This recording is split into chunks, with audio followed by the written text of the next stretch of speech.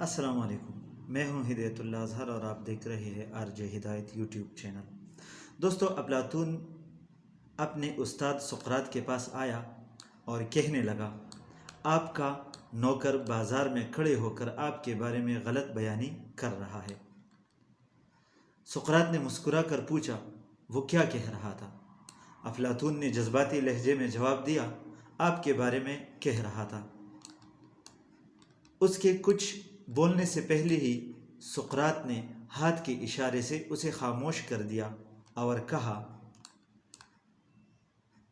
तुम ये बात सुनाने से पहले उसे 3 की कसौटी पर रखो, उसका तज्ज़िया करो और उसके बाद फ़ैसला करो कि क्या तुम्हें ये बात मुझे बतानी चाहिए या नहीं।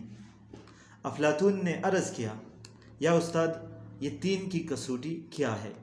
सुक़रात बोला, क्या तुम्हें ये यकीन है तुम मुझे जो ये बात बताने लगे हो ये बात 100% सच है? अफलातून ने फ़ौरन इनकार में सर हिला दिया। सुक़रात ने हंस कर कहा, फिर ये बात बताने का तुम्हें और मुझे क्या फ़ायदा होगा? अफलातून खामोशी से सुक़रात के चेहरे की तरफ देखने लगा। सुक़रात ने कहा, ये पहली कसौटी थी। अब दूसरी कसौटी की तरफ आते हैं।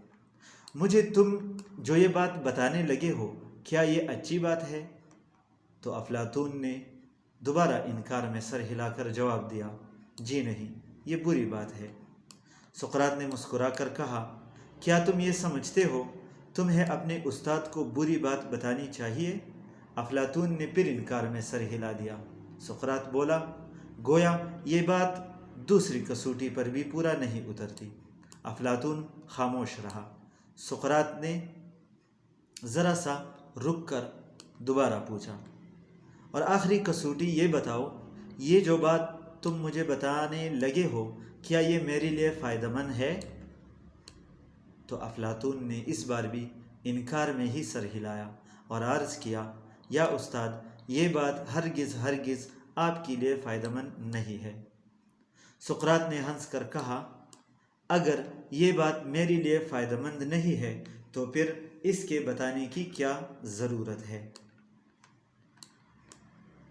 अफलातून परेशान होकर दाएं बाएं देखने लगा। सुक़रात ने गुफ्तगू के ये 3 उसूल आज से हज़ारों साल कबल वाज़ेह कर दिए थे। इस वाक़ये से वो 3 उसूल वाज़ेह हो जाते हैं जिसका हमें भी ख़याल रखना चाहिए। तमाम शागिर्द जो सुक़रात के तमाम शागिर्द थे वो भी इन उसूलों पर अमल करते थे। वो गुफ्तगू से क़बल हर बात को 3 की कसौटी पर परखते थे, जिसमें से नंबर 1 उसूल ये बनता है कि क्या ये बात 100% दुरुस्त है। यानी जब हम किसी के ख़िलाफ़ चुगली करते हैं, किसी की बातें दूसरे तक पहुंचाते हैं, तो हमें सबसे पहले उनकी बातों को गौर से सुनना, उन पर गौर करना और उनको 3 की कसौटी पर परखना ज़रूरी पड़ता है। सबसे पहले ये उसूल बनता है कि क्या ये बात 100% दुरुस्त है जो बात मैं पहुंचाने जा रहा हूँ। दूसरी बात कि क्या ये बात अच्छी है, यानी इसका असर अच्छा होगा या बुरा होगा। और नंबर तीसरा कि क्या ये बात सुनने वाले के लिए मुफीद है कि नहीं।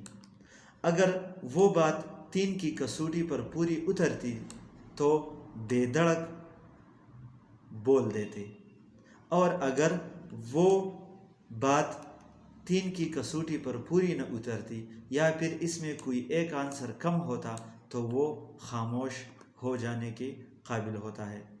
यानी हमें इन 3 उसूलों को मद्देनज़र रखते हुए किसी की बात को किसी तक पहुंचाने के लिए ज़रूरी है।